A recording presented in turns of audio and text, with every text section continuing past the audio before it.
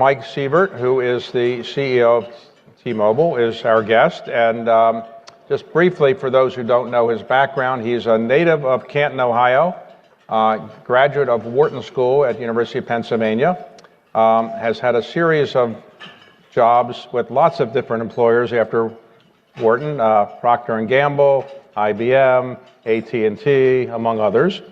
And then eventually he was recruited to be the chief marketing officer for T-Mobile and quickly rose up to become the chief operating officer, the president, and in 2020 became the CEO. And since he's been the CEO, the market capitalization of the company is up 57% and the stock is up 55%.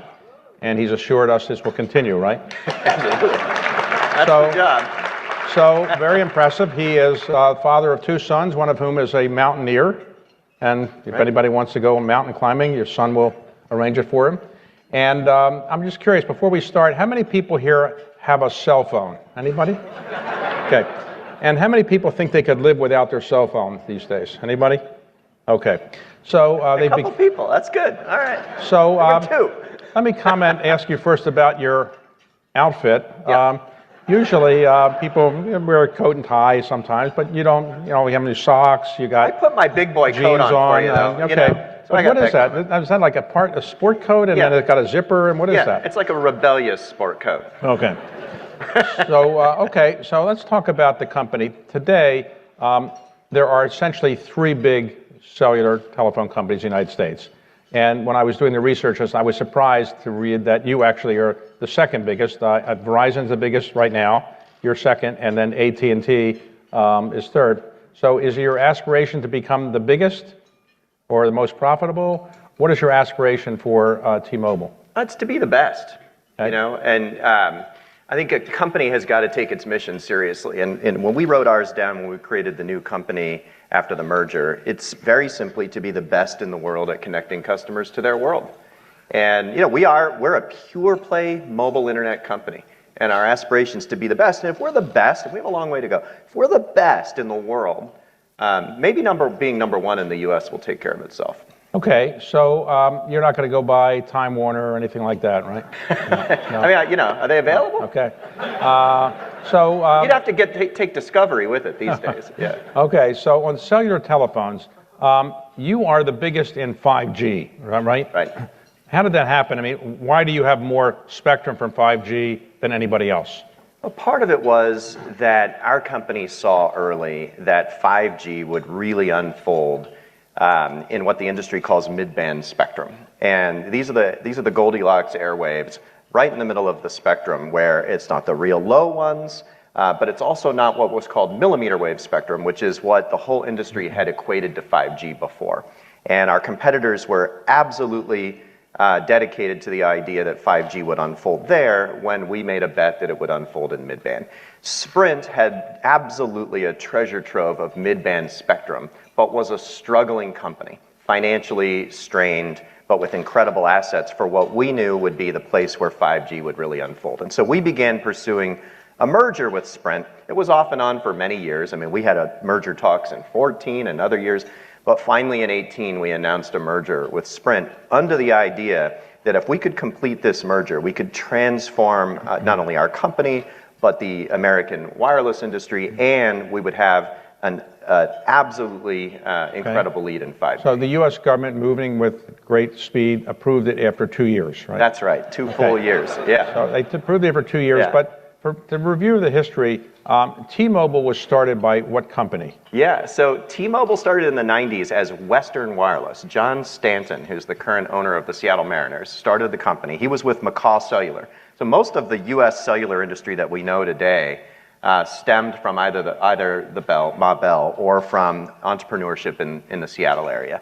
McCaw Cellular started in the Seattle area. That's the corpus of what's now AT&T. And Western Wireless began in the 90s by a McCaw guy, John Stanton. And Western spawned VoiceStream, which became T-Mobile in 2002. And then Deutsche Telekom ultimately bought control of the company? Yeah, in 2002. That's what gave us our T-Mobile name. Deutsche Telekom fully controlled the company as it was a subsidiary until we became a U.S. public company in 2013. So We merged with Metro PCS, now Metro by T-Mobile in 2013, and became again an American company with Deutsche Telekom as shareholder. So who owned Sprint? Sprint was controlled by SoftBank, big global technology and telecom conglomerate, and SoftBank took control of Sprint in the 2000s, and this was essentially their exit. You know, they at day one they had 20-something% of the new T-Mobile, but then quickly, as we expected, they might monetize that position, and now they own a single digit. So in the end, they own 4 or 5% now of T-Mobile, right. SoftBank. Yeah. And who is the majority shareholder? Well, Deutsche Telekom has about 48, but they also can vote those SoftBank shares, so they can vote just past 50, okay. So they're able to consolidate the results. Okay, so why do I want 5G? I'm happy with 4G. Why do I need 5G? What am I going to do with 5G that I can't do with 4G? Well, David, it's 25% more G. Really? Yeah. Right. No, don't you want that? But what am I going to do with it? I have to pay more for it, don't I? I have to pay more for 5G than 4G? It's interesting. You know, this industry, every decade or so, a new technology comes about. 4G came about in about 2010. Verizon was the lead then. You saw Verizon, because of their early lead in 4G, they really led in network fame throughout the 2010 decade. We've jumped out in the 5G era with the lead in 5G. And it really is exciting for us as a company that 10 years ago was a distant number 4 and shrinking, a distant number 4 with negative revenue and EBITDA growth, to now be the leader in this current era of technology. And you know, what it basically is all about is about higher and higher capacity connections. I mean, if you just step back and you look at the broad sort of history of this industry, all content and communications of all kinds have left or are leaving their previous linear forms and landing on the internet. And the internet is going mobile. And so for us to be the country's leading pure play mobile internet company with the best assets and a 2-year lead in 5G is a great place to be. And what it gives you that 4G doesn't is essentially massive throughput. So we cover 2/3 of the country today with a form of 5G we call ultra capacity, about 225 million Americans. That's 10 times faster than your LTE connection. And what that allows you to do is all kinds of new experiences and applications that continue to unfold across this decade, like the metaverse applications you're now hearing more and more about that 2 years ago were a twinkle in people's eye. That's because they weren't possible 2 years ago because 5G wasn't rapidly deployed. And the same thing happened in 4G. You know, when 4G came out, people said, how am I going to use all this? I mean, I don't need all that to send a picture on my picture phone. But Apple created the iPhone, and Android phones came, and suddenly we had Uber, and we had Snapchat, and we had TikTok, and we have social media on people's phones because of 4G technology. That same thing is now beginning to unfold in 5G. And while it's happening, we're doing super high capacity things like giving home internet on your 5G connection. And that, you know, and that's just mind-blowing for somebody. Okay, let's suppose maybe I need 5G. I didn't know I needed it, but maybe I need it. Yeah. But I'm here to sell you, man. Well, like I have this thing the other day, and I didn't know who I actually had. It turns out I have Verizon. Yeah. So why should I convert to T-Mobile? Well, I mean, by the end of the day, you're going to be T-Mobile. Am I going to save money? Am I get better service? What am I going to get from you that I'm not getting from Verizon? Look, we call ourselves the uncarrier because what we try to do is change the way this industry works for customers. The carriers have had fame in this industry for overpricing and underserving people. It's not been an industry. It's right up there with cable as being an industry that's not really beloved by consumers and businesses. We set out to change all that 10 years ago. And what we do is we figure out what are the pain points in this industry and we smash them. And that's been our track. That's been what has gotten us from a distant number 4 to a rapidly growing number 2 that's outgrowing everyone. And right now, the biggest pain point in the industry's history is being solved by T-Mobile. I mean, for 30 years, you have been forced to make a false choice in this industry between the best deal and the best network. Pick one. For 30 years, that's been true, until now. You know, T-Mobile is now able to offer, and increasingly with each passing year, the best network experience you can have in the United States while saving you $900 per year for the rest of your life because of our lower prices. But like if I call up the CEO of Verizon and said, well, I just met with the CEO of T-Mobile, and he says, his is better. I get the best network and everything else. What is his argument? I mean, he's going to say, everything Mike Seivert said is completely true. Really? Yeah. I mean, just, you know, By the way, it's fascinating how I'm a student of marketing, and for me, it's fascinating to watch, sports on the weekend and see everybody's commercials say they're the best 5G. Right. We have 5G, and but what's interesting is both customers and the community of people that watch our industry sort of see through all that. Last year, despite a 10-year track record of turning this company around and growing it at historic rates, last year, 21, the most recently completed year, was the greatest growth year ever in our history, with 5.5 million new postpaid customers joining us, the highest number we've ever accomplished. And so that's happening because people see through all the commercials. They understand that we're able to offer a better deal. And why are you able to do that? What do you have the others don't have? You have better spectrum? Is that basically what you have? We have the best asset portfolio, and that's a great start. And that's why we worked so hard on the merger, because we knew we would have the incredible brand at T-Mobile that's famous for loving its customers, and we could marry that with an asset base that allows us to have a more capital-efficient business model. So was it surprising you it took 2 years for the government to say it was okay? Well, it took a long time, and it was kind of tracking to take a year and a half or less when the company was sued by a group of attorneys general. And then we thought, well, maybe we'll be able to work it out with them, et cetera. And there were lots of discussions, but in the end, we had to defeat them in federal court. So that took another 6 You didn't have to settle with them or anything? You didn't pay them any money? Tried hard to settle with them, and but in the end. Okay, so the other day I was in New York City, and I'm walking on West 57th, and I said, I saw a T-Mobile store. So I said, I'd never been in a T-Mobile store, so I walked in. And I met the young woman there, and I said, guess what? I'm going to interview the CEO in a couple days. And she said, people say that all the time when they come in here. What I want to do is sell you something. And she told me the best service that I can't believe she didn't send you out with a plan. How are you still on Verizon if you were in our store? She went through the various. What store was that? I won't out her, but they said for $85 a month, I would get the best thing. Is that the maximum? What's the best? You said just tell me. I said, what's the best you have? I said $85 a month, you get everything you possibly want. Is that what it basically costs? For the first line, yeah, and then a lot less for each successive line. So she's talking about our most popular plan right now, which is called Magenta Max, and it's not only our best; it's actually the one most people are signing up for. And we just did a big move a couple weeks ago that doubles down on one of the most popular moves we ever did back in 2013. Right. We did this thing called Simple Global, and it blew people's minds. We said, you can have the whole world for free with your plan. Just nothing to sign up for even before your trip. Like, you get off the plane anywhere in the world. Back then it was only 110 countries. Now it's 210. And it's just going to work. All your data, your texting, et cetera, calls on Wi-Fi included for free, et cetera. And last month we announced that we would double down on all that with a new Un-carrier move called Coverage Beyond, where now we give 210 countries on that plan with high-speed data.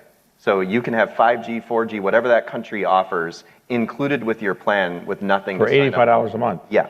And so, how come you don't say like $84.99 like other people? Yeah. Say 85. You don't use that. Right, so suppose I say I can't afford $85 a month. Yeah. I want the cheapest. Yeah. I only want to make a couple calls. A family of 4 is 200. So it starts to go down as you. But suppose I say I'm one person. I want the cheapest, least expensive service you have. What does that cost? $15 a month. Yeah.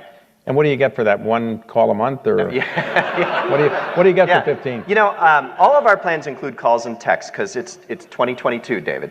But okay. All right. But you get data. It's a matter of how much data you get. All right. And that plan offers a couple gigs or so of data, and it's at the highest speed. But even after that, it gives you unlimited data at a slower speed. And some people just want to be able to manage that. They don't want to be socked with an overage. They don't want a surprise bill. But they do need wireless, because right now this service that we offer, to your opening question of the audience, is an essential service that people need.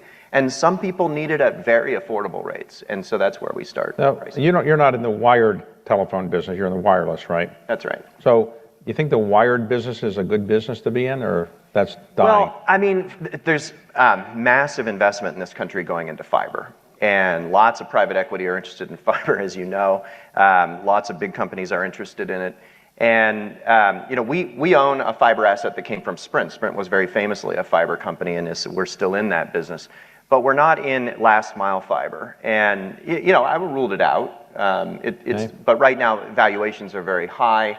There's lots of government interest in this area as well, and that's certainly changing the investment thesis for some companies as that starts to move its way through the system, and companies might be able to access government funding to help those last mile reaches in places that might otherwise be uneconomic. Now, sometimes if you drive down the dullest toll road, I've noticed that the signal drops. Maybe not on yours. Well, again, now you've got the Verizon, right? Right. Okay. But is that a common problem, or is that they're fixing that? Honestly, it's very interesting for me to be in this position because an awful lot of people, I'm sure people in this room too, have a perception of T-Mobile's network that is outdated by some amount of essentially all of the capital that we've deployed over the last 2 or 3 years. So 2022 is the biggest capital year ever in our history, and 2021 is the second biggest. And so if you heard about T-Mobile in 2020, we've spent tens of billions of dollars since then building out our network on the strength of this superior spectrum portfolio and our 5G lead. And so it's interesting is that was like the day, people even refer to that as last year because of the pandemic. So quote, last year, like before the pandemic, right. You might have tried T-Mobile and it was completely different than now. And that's kind of our marketing burden is to try to make sure people have a way to perceive the advantages that we now have. When companies in England were trying to build out their 5G, really ahead of the United States, the U.S. government said, well, you're using Huawei equipment, which is Chinese owned, and it's not going to be safe and so forth. So where do you get your 5G equipment? Is it made by Huawei, or who makes your equipment, and you're not worried about Chinese interference or something? Yeah, no, we don't have any Huawei technology in our network. Our core partners are Ericsson and Nokia. So they make the 5G parts. Yep. I see. And today, what about if I'm worried that somebody's going to hack into my phone? How can I be assured somebody can't hack in? I mean, no company's immune from cyber attacks, and they are horrible and they're rampant. But the actual transmission of your phone technology is highly secure. And it's one of the advantages of 5G versus, let's say, legacy technologies like Wi-Fi. An Israeli company which seems to have perfected the idea of hacking into one's phones. You have to sell the service only to a government or something. But how can I be sure that somebody not using that technology is not hacking into my phone? I mean, there's no way to be sure, right? No, there's no way to be sure. Well, all we can do as consumers is adopt technologies that have a security-first mindset. And 5G was designed with security in mind. Where is the best 5G in the world? Is it China, Europe, some other place, or is it the United States? T-Mobile. I'm not just here to sell my book, but T-Mobile is the first company in a large geographic country to cover that country coast to coast with 5G. Nobody had done it before at a big geography country until T-Mobile had done it. We cover 330 million Americans. Right now we cover 315 of them with 5G signal. And nobody else reaches that. Where are the other 15 living? In Washington or somewhere? Hills and dales, right. etc. Okay, so that's remarkable. And so, the U.S., a lot of people point to China with lots of admiration. The U.S. has massive investment. What are we, 4% of the U.S. population? World population, about 5%. CTIA statistic. Meredith's here in the front row. We have about 18% of the investment going on. Okay. Against 4% of the population, and you can see that in results like T-Mobile's. All right. Suppose I say I want to sit out the 5G revolution. I'm waiting for 6G. Yeah. What is 6G? When is that going to happen? Don't you think 5G has been so breathlessly hyped for so long? Like nobody wants to hear about 6G. They're still waiting for how 5G is going to change my life. Is there a 6G coming anytime soon? I was wait for that. It's hard to predict the timelines, but if you look at 4 to 5G, it was about a decade before you saw kind of like-for-like deployments. 2010 for 4G, 2020 for 5G. So you could maybe anticipate we'd be looking at broad deployments of 6G technology by the beginning of the next decade. So I missed the 4G revolution a bit, and so I didn't invest in Uber or other things that were helped by 4G. What would be the kind of companies I should invest in that are going to be helped by 5G? I'd say 2 or 3 things. One, anything that is about taking very high capacity, very low latency, meaning fast response times, into the mobile realm are going to be things that benefit from 5G. So right off the bat, telepresence, gaming on mobile devices have always had a disadvantage until now. Metaverse, there's obviously tens of billions going into metaverse, and whether this will be 3D TVs or whether it'll be the future of how we live our lives is up for grabs. But I think it'll be somewhere in between, and it's a serious deal. And so metaverse, it's a massive, augmented reality is about transmitting massive amounts of data across a mobile network, and then returning you an experience that improves your life somehow. And all that has to happen in real time. Look at telepresence. If we learned in COVID, thank goodness COVID happened in 2020 and not 2010. We were able to do video and get by. But let's face it, it wasn't as good. It wasn't like being there. There's a reason we gather here and we travel for business, is so we can have eye contact and we can have, synchronous communication. We can interrupt each other and build on each other's ideas, and we can build trust. Those kinds of things don't happen in telephony yet because telephony is not good enough yet. They require low latency, massive connectivity combined with hardware and software innovation. That's what you saw in 4G. 4G, as I said, 4G came along before smartphones, and people looked at that and said, the iPhone's going to be possible, or Android phones are going to be possible, and the applications that we now take for granted all emerged on the back of 4G technology, and that innovation cycle is happening at pace right now. Okay, so I should be happy with 5G, right? Absolutely. Okay, and not wait for 6G? No, go ahead and jump in, David. Okay. I think it's, It's safe to jump in. Okay, so by the way, what type of phone do you use? I carry an iPhone. An iPhone. And do you subscribe to your competitors to see how they're doing? Absolutely. I'm obsessed On one with phone, you have different. Yeah. You can do that. Oh yeah, absolutely. I mean, look, part of what I do, I go around, I try and take care of customers, and I try and take care of our network. And so, like, I'm only one guy, but I'm interested in this. So everywhere I go, I'm obsessed with the signal. And if there's a place where we don't have signal that the other guys do, I expect something to be done about that. So how many customers do you have? 110 million. All right. How many of those 110 million pay each month by a check? Very, very few. Me, I'm the other one. Yeah. So most you do people, that at the grocery store too. You're that guy, aren't you? I take out cash actually, but so people actually do it online. They pay online, right? Yeah, you just tap your card, David. And today, when you get a complaint from one of your customers, what's the typical biggest, most common complaint? Well, it's the same actually across the industry. People are interested in their signal. They want it to work where they want it to work, and if it doesn't work reliably in the places they need it to, that's the key source of dissatisfaction. Not at T-Mobile, but at any of the providers in the industry. And then the other is confusion over their bill. I don't think still, and we've made great strides on this, particularly at T-Mobile through our Un-carrier movement. But we, the industry, are still making this industry too complicated for consumers. I mean, ultimately, what we do is pretty simple. We transmit a signal for you to your industry standard Samsung or iPhone or Android phone, and we charge you by the month for that. Shouldn't be so complicated, but it is, and people get confused about their bill or say that the promotion wasn't right. But does anybody get a bill anymore that has each of your calls that you make? Because in the old days, you get paid for each call. Does anybody get those anymore? Yeah, you're wondering if you've got call logs? I'm just wondering whether everybody gets a monthly charge. It doesn't make a difference how many calls you make anymore? No, but you can access that information in our app. You can. But suppose somebody says, I just want to make 2 or 3 calls a month. I don't want to pay for a whole bunch of things. Yeah. Can you actually only pay by the call, or nobody does that anymore? No. Okay. Yeah. All right, so let's talk about your company. Yep. When COVID came, how were you running the company? Were you staying at home, or what were you doing? Well, for us, it was fascinating. We had the additional complication of creating our new company on April 1st of 2020. So we received our judgment in the federal case in February. That set up a very short period, and we closed the transaction and created what's now T-Mobile on April 1st of 2020, about 3 weeks after sending everybody home. And at that point, we had 80% of our stores were even closed. Our staff was at home. We were rapidly figuring out how to take 3 million customer care calls a week from people's homes instead of from our customer experience centers. And, it was a crazy time. But we had the additional complexity of becoming a company and welcoming the other half of our company during that, like 5 minutes into it. And, of course, that was my first day as CEO as well.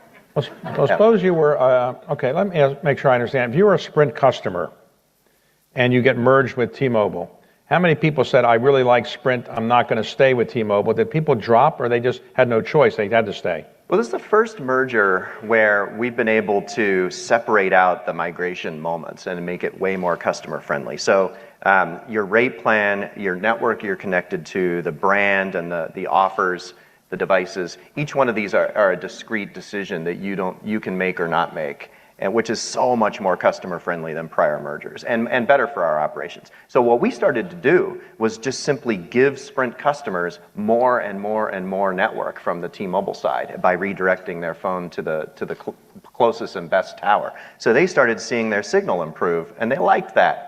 And then we start telling them, well, that's T-Mobile making your signal better, and they like that. And then we say, so you want to switch to a T-Mobile plan and also see if we can save you some money? Well, okay, maybe. How about a new phone? You know, and it's basically this kind of progression. And we're near the end of that process now. And so in an industry famous for, like, rife with just disastrous mergers, I think we have a chance of showing up at the 3-year point next year, basically put a pin in this as the most successful telecom merger in the history of our industry. And the hardest parts are now behind us. We're doing the network shutdown of Sprint right now because substantially all the traffic is on the T-Mobile side.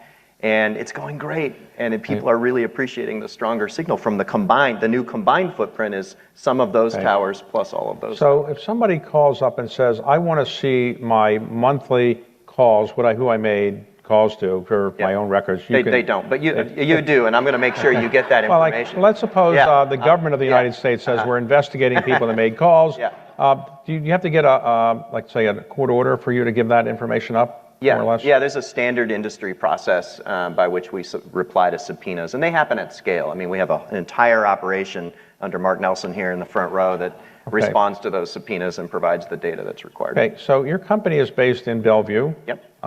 Is that the centrally most located place you could have, or? Yeah, it's on the way to everything. Why is it, I'm just curious, why is it in Bellevue? You know, when people come see us, we know we matter, you know? Okay. It's great.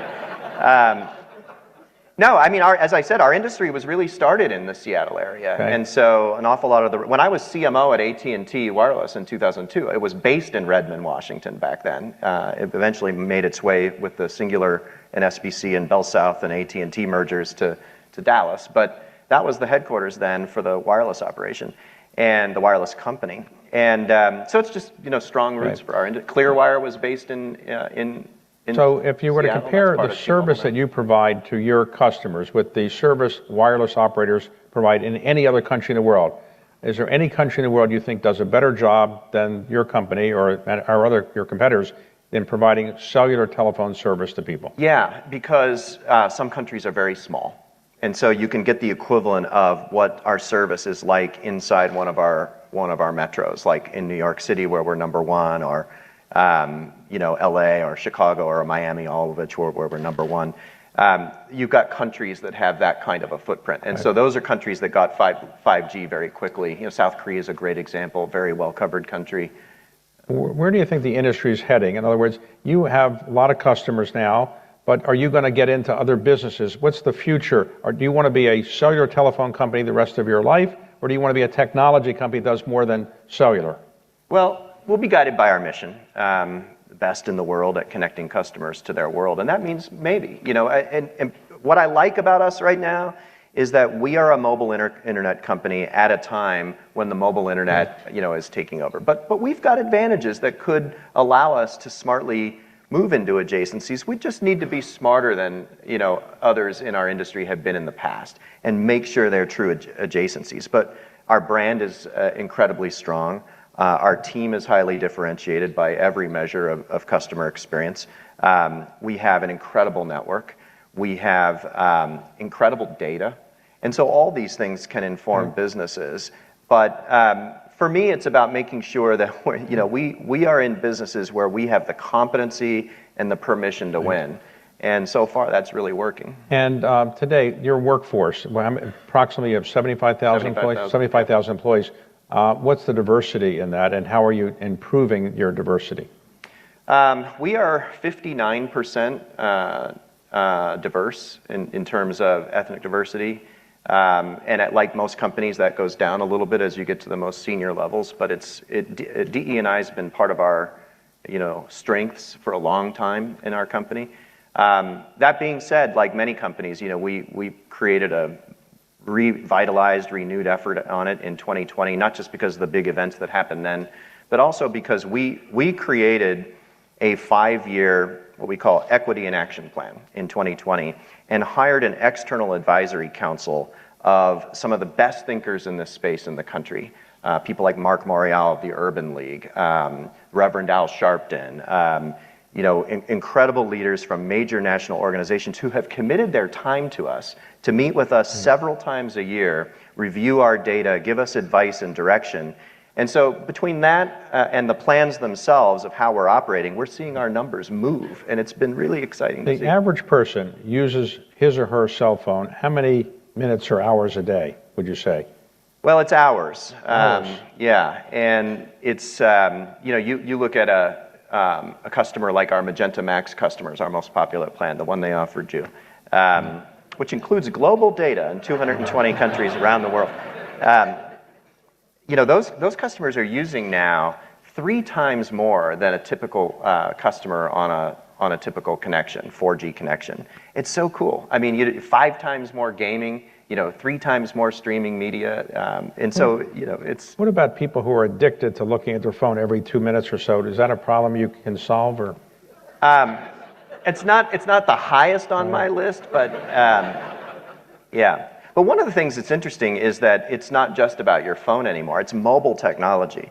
But the last 2 quarters in a row, the nation's fastest growing home broadband provider of any kind is T-Mobile. So we're powering now your entire internet connection in your entire house, and we had more new customers join T-Mobile than any cable company, or than AT&T or Verizon last quarter and the quarter before. And it's a brand new service of ours. And so it's fascinating now how this technology is able to solve problems outside the traditional realms, and it's not just about your phone. What part of the country uses cell phones the most? In other words, is it per let's say, person? Is it 1 hour a day in Washington, 2 hours a day in New York, or do you know how that works? I actually don't. Really? There's one thing you don't know. I don't know it. But I would assume, based on how much spectrum we have dedicated, it can be a proxy that the big urbans like New York and LA. Let's talk about your own background for a moment. You grew up in Canton, Ohio. Yep. That's where the Football Hall of Fame is. Is that what you spent a lot of time doing going to that when you were growing up, or what? I look like a major football athlete. Yeah. Okay. Yeah. So you did well in high school. Yeah. You were most likely to succeed, or something like that. I was, but more importantly, I was voted most likely to be a TV game show host, and that is something I have not yet made good on. All right. So you went to Wharton. Did you know you wanted to be in business? I did. Yeah. I think I'm one of the few people. I don't know, maybe not few, but I'm one of the people doing what I dreamt of doing when I was a teenager. I read, the celebrity CEO, like Lee Iacocca's book came out in the 80s when I was a teenager, and I read that, and I was like, I want to lead a great American company one day. And here we are. You've been in a lot of different companies. Is that because you can't hold a job, or you just get promoted well, that's my up? mom's version of it. Yeah, my mom's version of it is that. Yeah, you've been in a lot of companies. Holding down why did you start at Procter? They tire of me after a couple of years. But if you started Procter & Gamble, it's a nice company, but what were you doing there? I wanted to be, I looked out of school at consulting and at marketing, and I had opportunities in both. And I decided marketing would be my best path to general management, just based on what I'm good at. And so I chose a place where I could really learn marketing with Procter & Gamble. But I always knew I wanted to be in technology. I bought my first PC, if you want to call it that, in 1977 with proceeds from my newspaper route, a TRS-80. Model 1. You remember that computer? You had one of those? Yeah. And I couldn't afford the floppy disk drive, so I had the cassette tape deck as my storage.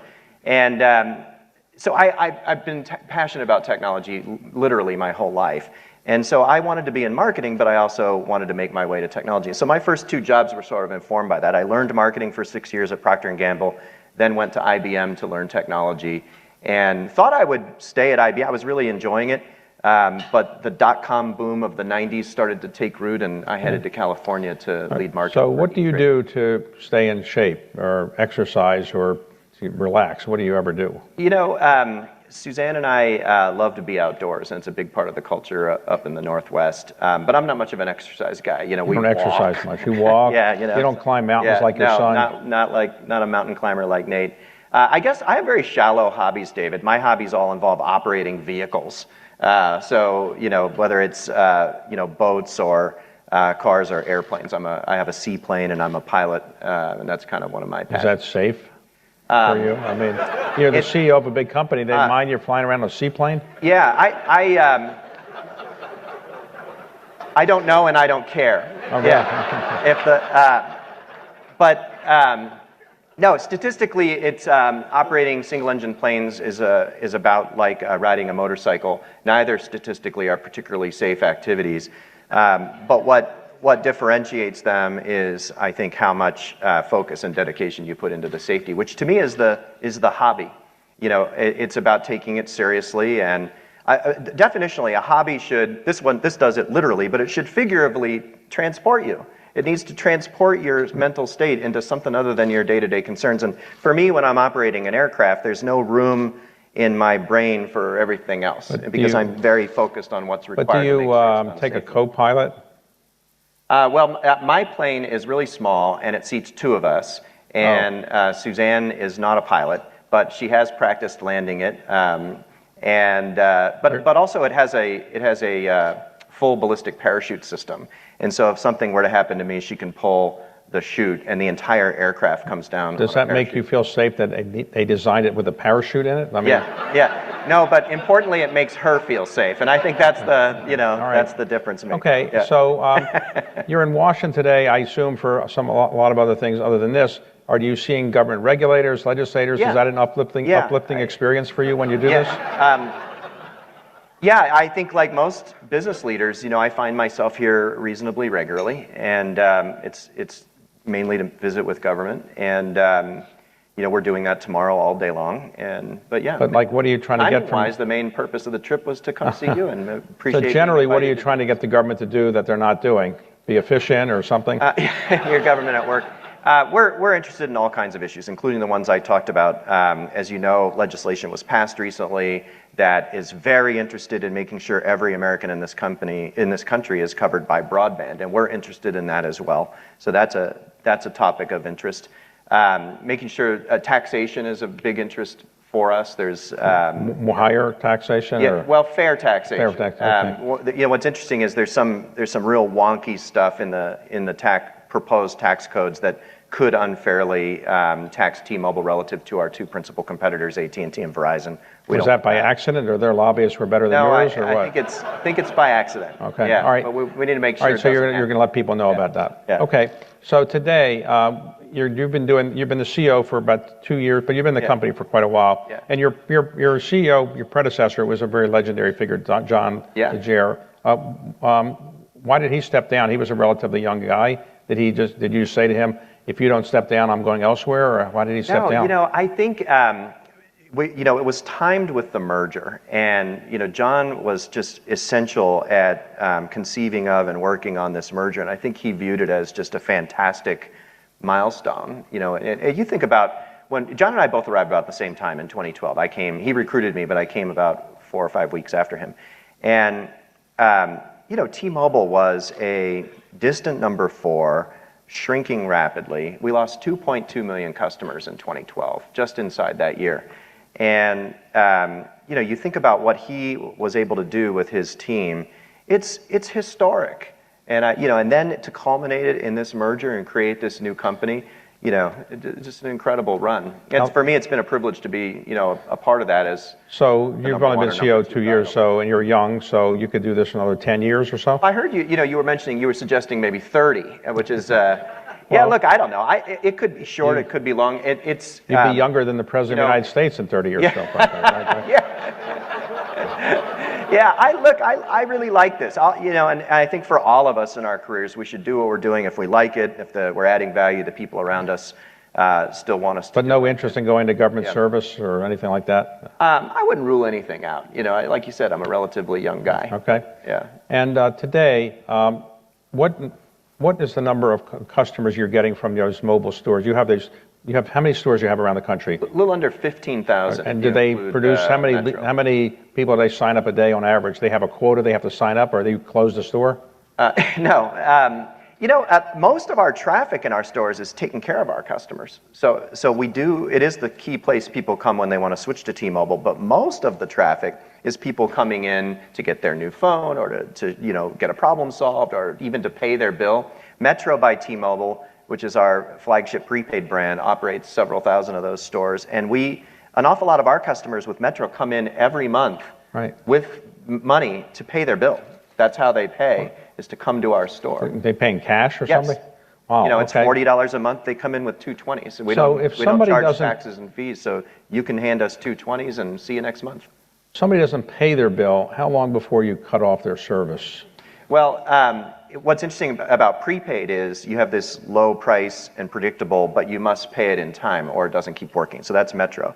On T-Mobile, we have a significant number of our customers that get a little behind, and then they reach out to us and we do a payment plan with them to try and give them time. Sometimes it's weeks and weeks, and almost all of them cure that eventually. So people run in, and this is a competency that I think will serve us well if a recession comes, because we've always been great at figuring out ways to profitably serve people who have variable economic circumstances. Sometimes they've got money and then they have a patch where they don't.